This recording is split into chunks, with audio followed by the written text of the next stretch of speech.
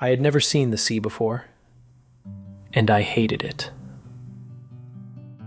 People laugh when I say that. They imagine wonder, awe, adventure. But that isn't what I felt.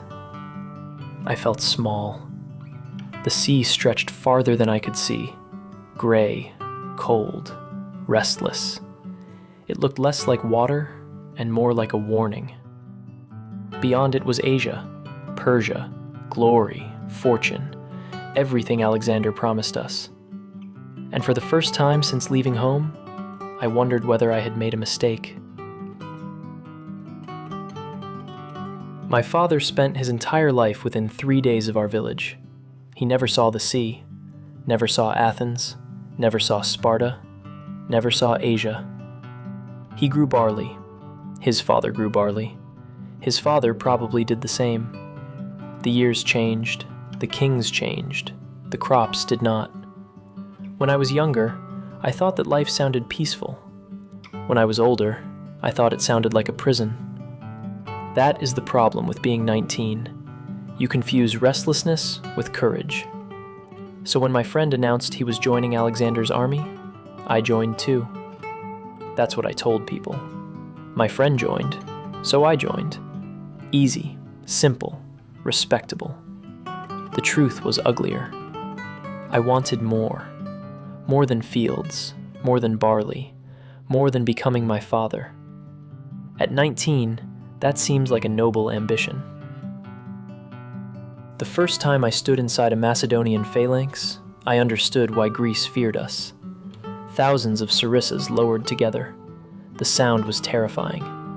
Not loud, certain, like a door closing. A door between the old world and the new one. Philip built that army. Everyone knew it. Even the men who worshipped Alexander knew it. Philip had forged the weapon. His son inherited it. I saw Alexander only twice before Asia. The first time he rode past during inspection. The second time he spoke, not to me, to all of us. He was younger than some of our officers. That still felt strange. Kings were supposed to be old, heavy, scarred. Philip looked like a king.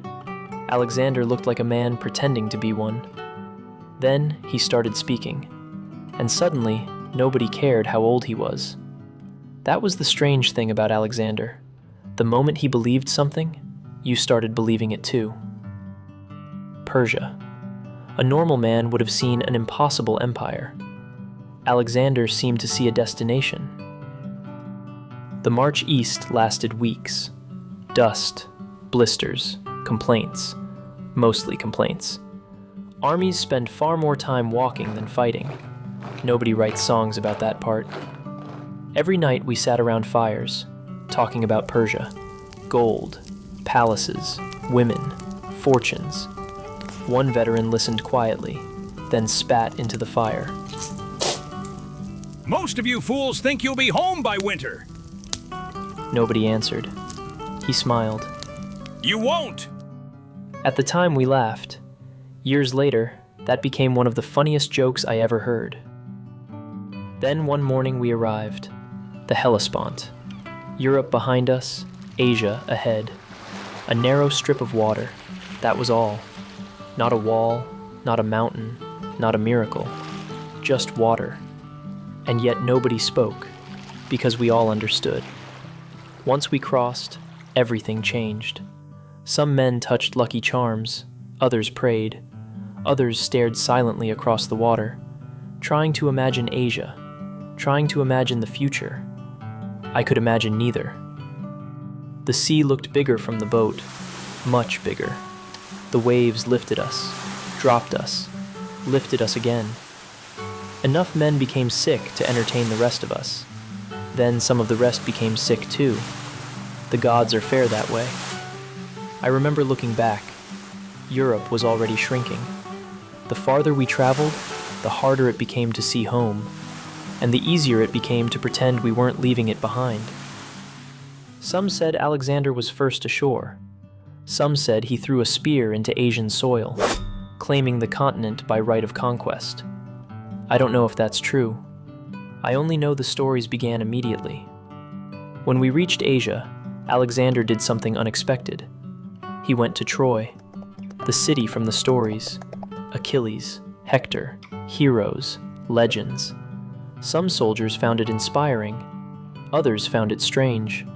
We had crossed into enemy territory, and our king wanted to visit ruins. But Alexander loved Achilles. Everyone knew that. Perhaps too much.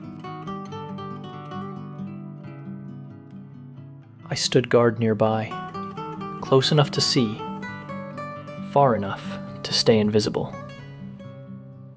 Alexander stood before what people said was Achilles' tomb.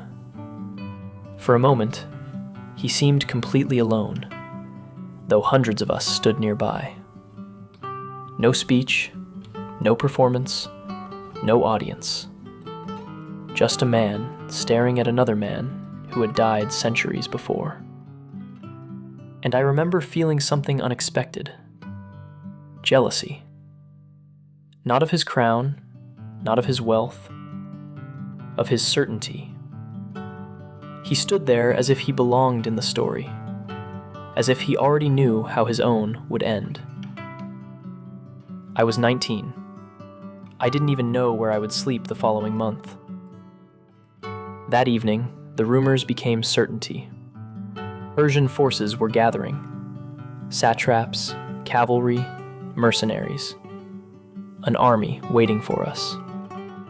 The war was no longer a dream, no longer a speech, no longer a map. It was real. Somewhere ahead, men were preparing to kill us, and we were preparing to kill them.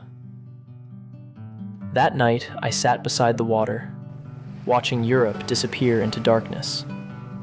Home was somewhere over there, invisible now. My father was probably asleep, perhaps dreaming about next year's harvest, perhaps wondering whether I was eating enough, perhaps wondering whether he would ever see me again. I didn't know the answer. None of us did. Then I looked east, toward Persia, toward the unknown, toward glory or death. Most of us still believed we would return home rich, older, victorious. We were young enough to think victory belonged to those who wanted it most. Then the news arrived. The Persians had chosen their ground, a river called Granicus, and beyond that river, thousands of horsemen were waiting for us, waiting for Alexander, waiting to stop the invasion before it truly began. I looked back toward the sea one last time, the same sea that had frightened me that morning. It looked smaller now. Persia did not. And for the first time since leaving home, I felt afraid. The sea was behind us now. There would be no turning back.